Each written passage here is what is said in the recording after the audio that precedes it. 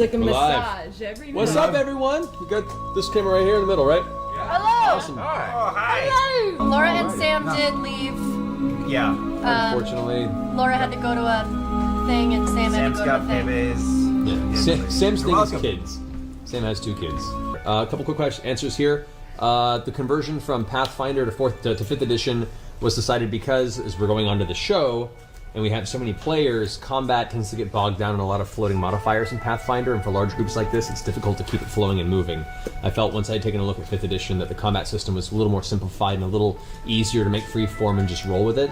So that was a much better decision. Plus, Dungeons & Dragons generally has a better name recognition than Pathfinder, so when you're putting a show out there, it was probably easier to do with very minimal transition. It took a little bit of customizing. Like for Percy's Gunslinger, we just had to customize it. We made it ourselves. We sat down and Took a day. Took a day, and we worked out some of the stuff we wanted to keep, some of the things that didn't break it. Wanted to make it interesting because it is a martial archetype for the fighter class. So it does get the bonuses a fighter class does.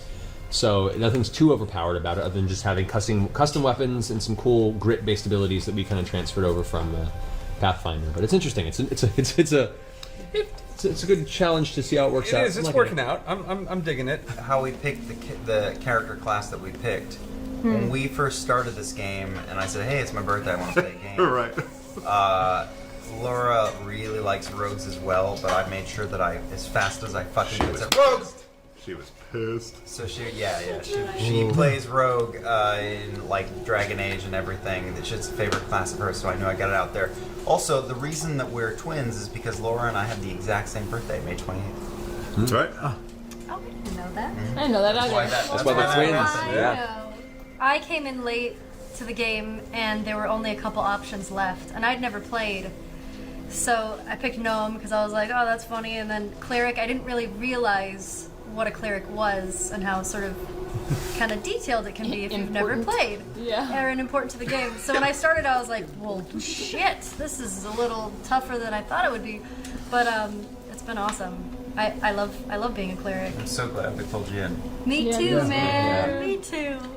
Someone asked who is Pike's deity, and it's Sarenrae, the goddess of healing and redemption, among other things. Which is a carryover from Pathfinder. Travis, how did you pick your character? What? Oh, I asked what the biggest playable character was, I think. And went with one that liked to fight, drink, and fight.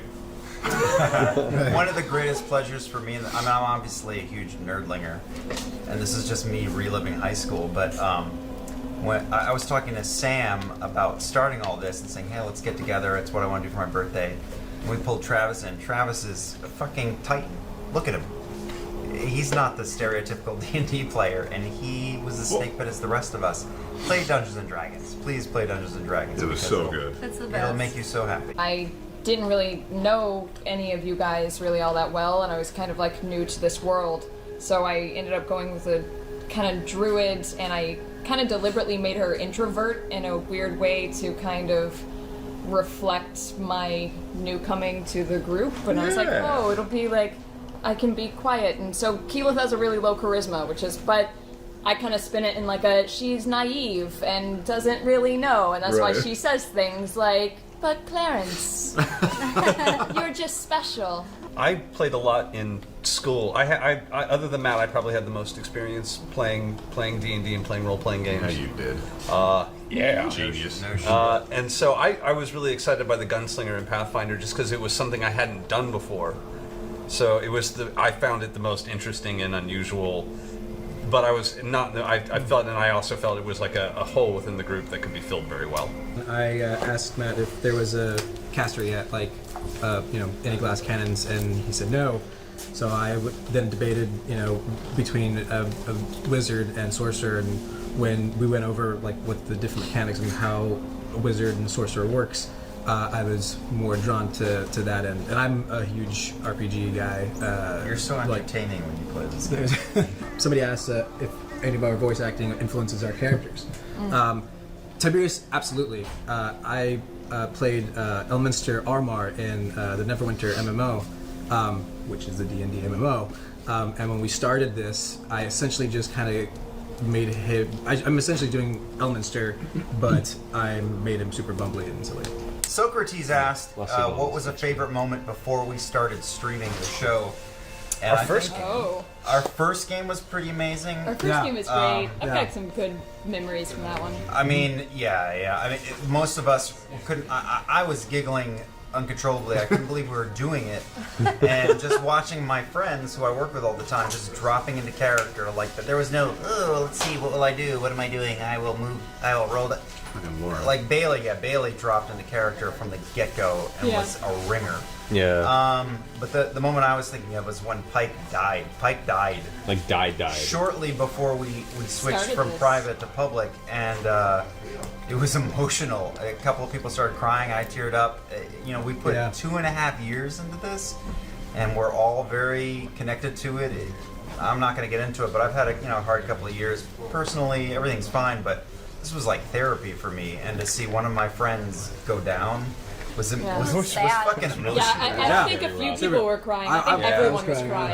I was crying. I was definitely crying. I was like, no, I love doing this so much. I don't want to. I mean, when you spend that much time with people for Yeah. over 2.5 years, you get so attached to the characters and. Somebody asked something I'm not. like, what do we hope is the result of this show? I can't remember the wording, but I mean, obviously we're doing this because we love each other and we're having fun together, but I also hope, that D&D has been its entire history has been like, this is this weird thing that guys do with dice in a room. Anyone can do this. I love video games. I work in video games, but D&D has changed my life. It is social. It is person to person. It is real because it's people in a room doing shit together, and that's kind of lacking a little bit in our world. And I would say find some friends. I mean, I love that there are sort of online tools to play with people across the country, but if you can find 3 or 4 people in your town to do this, I'd say do it. Do it because it's just really real. And Yeah, do it. Yeah, there's Do there's something really amazing about the fact that we're all essentially kind of building and communally developing a story together. Yeah. And that's something that not a whole lot of things can grant you, and that we don't really get in today's society much. We're all kind of creating this as a thing, and I think it's good that we're like, hey, this is socially acceptable. Like alright. D&D's cool. Everyone should play D&D. How do we feel about Team Demi-Human and inspiring them to play D&D for the first time? I think the number one reason we all want to do this is because we love each other and we love this game. The second thing is we all knew, kind of felt like we're gonna make Dungeons and Dragons cool again and make it Try at least. and try and make it open for anyone to do. There's no reason not to do this. If there's someone who doesn't understand it, don't worry about it. Just find some friends and connect with them. Yeah, I find one of the difficult things is explaining to somebody who has never played an RPG or a game of D&D at all, been like, how does it work? What is it? And it's hard to explain, so if anything, now we have an example to show. Yeah. Do you have any tips for new DMs? Yes, let me see, I could do a whole panel on that. Tips for new DMs. Preparation is important. You want to outline cities, come up with ideas for NPCs that you think would be essential to a story, or people that really run elements of the town. Simple notes can be they're this race, this is their disposition. If you have a particular voice you want to try for, make a note of this kind of voice, so whenever you come back to them you have a reminder. And just kind of spend a lot of time building that structure, but you don't have to be too detailed.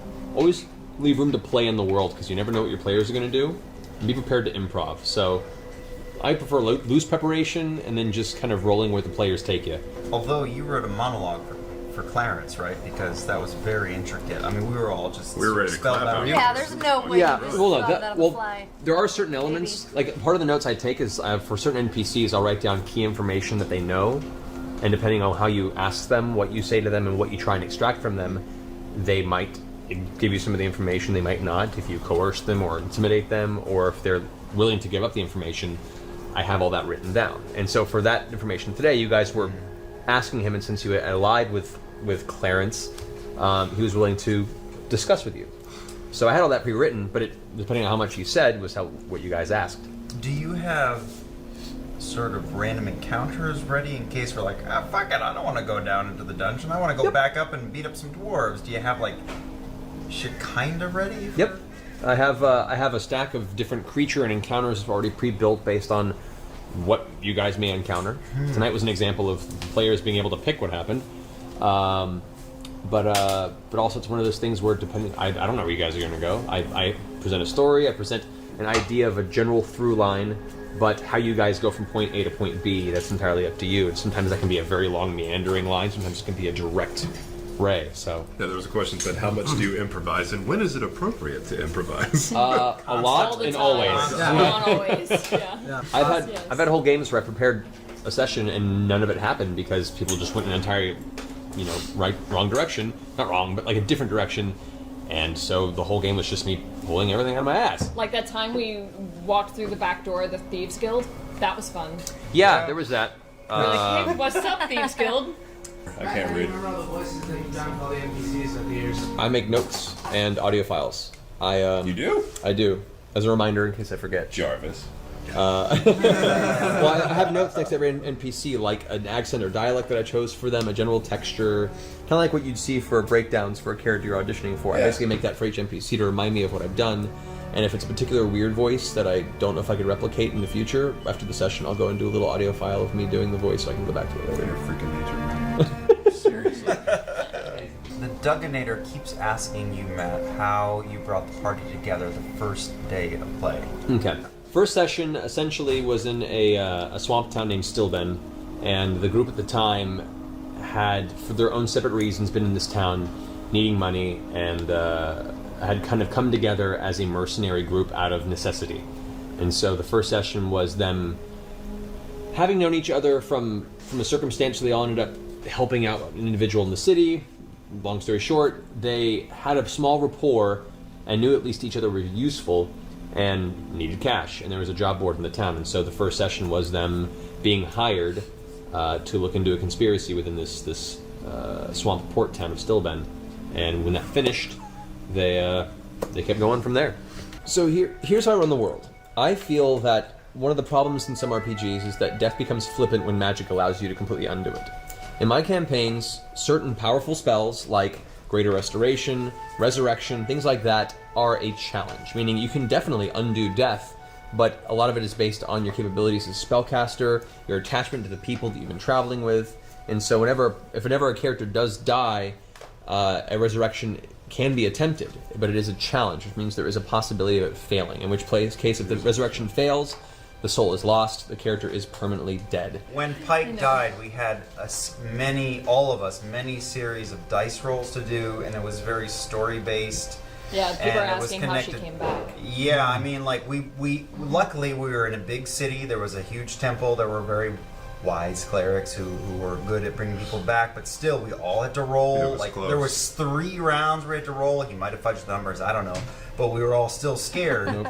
And we had to the majority of us had to have good rolls 3 times in a row, and Yep, each Scanlan stage. had to The put tears of 3 women in the room. which tears. is really Scanlan was had happening. had to kiss her on the head. He put a figure that he'd carved of her. It was very elaborate. It was a DC of 14 on the final roll, and because Scanlan brought out this figure of her that he had carved for her like 2 months beforehand as a gift, sits it down and kisses her on the forehead, and it was kind of the final connection point, and he needed a 14.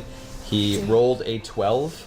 There's a +2 modifier to the skill check being a bard, and that was what they needed. It just made it the bard. Like a basic possibility. Someone's asking if we drink while playing, and the answer is no.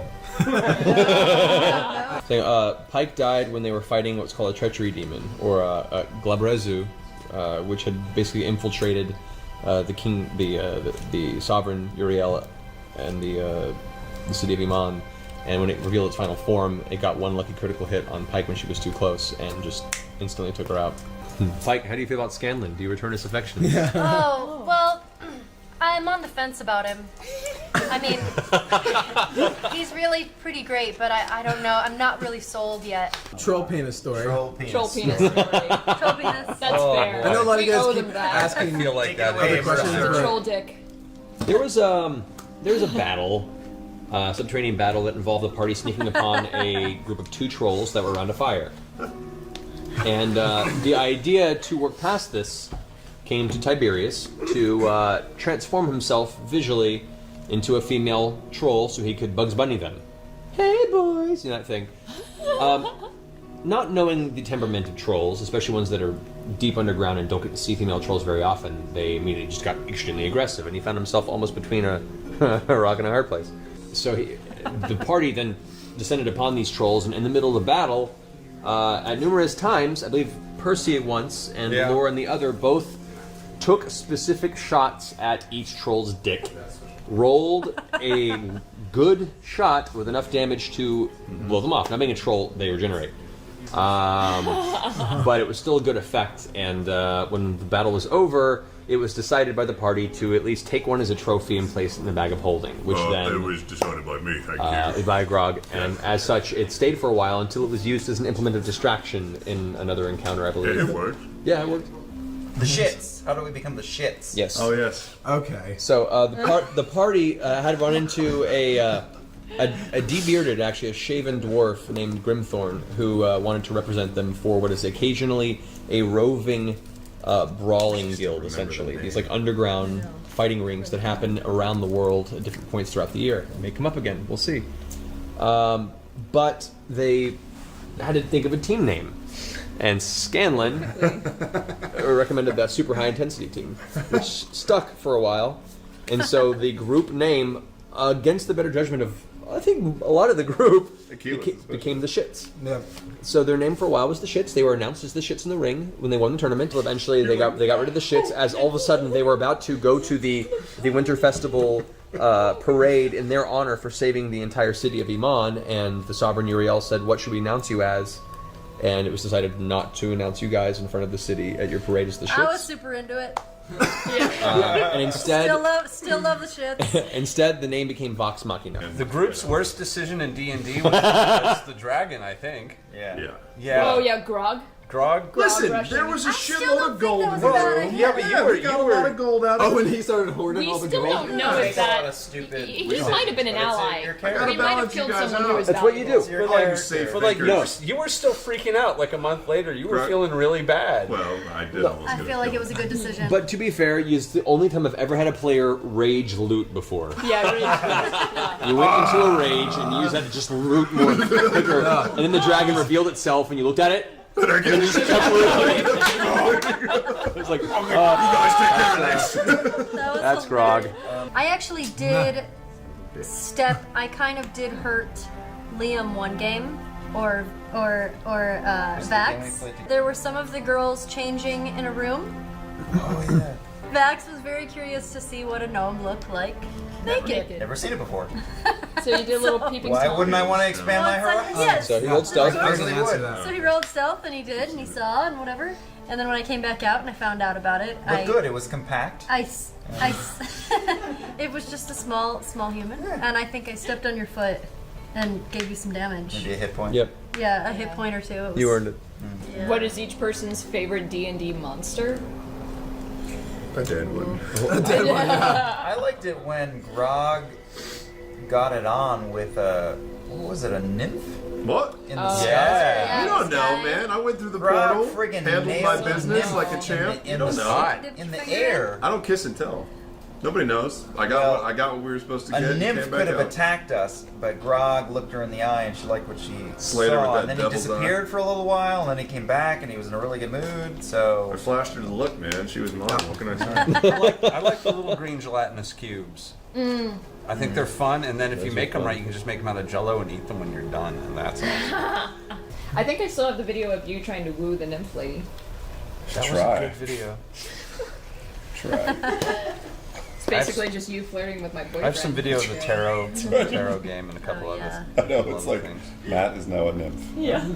Yeah, we sat there and, Go. hey man, I've had to flirt with quite a few of these people as characters. I mean, I just love the met them. Tarrasque because it's like the game ender. It's the Godzilla. It's the one DM's move when he's like, I'm done with this campaign. Hey guys, you're gonna fight a Tarrasque. Either you're all gonna die or you're gonna beat it, and you beat the game.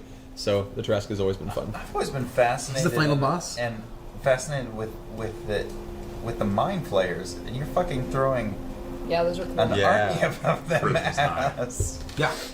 Because they're dangerous. Yeah, they're terrible. And they're so outside of the norm. And hey, you stealthed up and pretty much killed one in one round today. yeah. That was insane. I always like when the mud on the face and the I'm stab all- in the fucking back of the head. I was like, oh, Black Ops. That entire spirit. that whole thing. I'm proud of the night. My favorite. I know what you're talking about. Somebody keeps asking, and we'll do a show of hands here: Lord of the Rings or Game of Thrones? Oh, come on. What do you mean? Oh, Give that's you tough. what do you prefer? 10 seconds to think about it, and then I'll. It's like and then- Star Trek or Star Wars. They're asking the question. They're asking the question. Come on. That's Come on. tough. Lord of the Rings. I don't know. Fucking Lord of the I don't know. Rings. There you go. There's the answer. Yeah, well, I meant that too. I don't know, man. Oh my god. Lord of the Rings, but I see Game of Thrones. I on the love side. Game of Thrones. Yeah. Of course we, yeah. Lord of the Rings. We all. We wouldn't a have love Game there. of Thrones without Lord of the That's Rings. correct. That's the thing. Or That's maybe why it's possibly not Dungeons and Dragons without Lord of the Rings. This is true. If you could choose whatever fantasy world to live in, what would it be? Marvel. Ooh, you have me at Marvel. Yeah. Yeah. Inhumans and all sorts If you of. could live in Marvel, would you live in? If you couldn't live in that world as a superhero and just as a normal person, Right, not in New York. Anybody that lives in New York in the Marvel God, universe is it's just hard. stupid. Like, Idiot. rent's I gotta know. be $1.50. Terrible idea. I'd say Mist. Oh, Because then I can just write my own worlds to infinity from there. If you had to choose, would you pick to receive an extra level or Matt's hair? God damn it. Matt's hair. Matt's hair. Oh, you can't get hair like this without unicorns. yeah. My God. I'm gonna shave my head one of these days. Shave just his to head and freak he y'all can't out. DM Oh anymore. my god. I'd wither.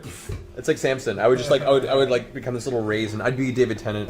Ever preferred being the DM, or do you like mixing up and being kids? I never get a chance to play games really. It's kind of one of those always a DM, never a bride. You want to play with my kid?